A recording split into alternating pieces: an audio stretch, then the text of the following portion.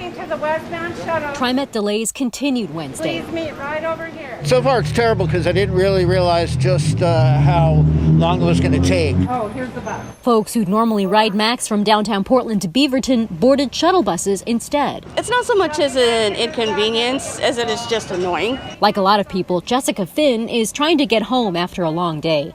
She says under the circumstances, people have been very patient. But I know they can't help what happens, so. According to TriMet, something, they're not sure what yet, damaged an overhead wire near the Sunset Transit Station Tuesday afternoon. Crews have been working to repair it ever since. We really do apologize for the inconvenience that people are facing right now. TriMet PIO Tyler Graff says riders should expect disruptions until further notice, saying they're taking repairs day by day. He points riders to trimet.org/alerts for the latest updates.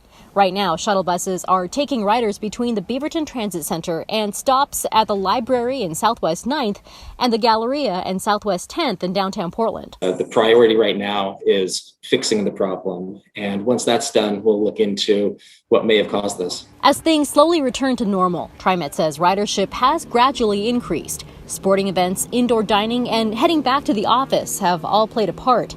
Even so, Graff says ridership is still down around 57% of normal.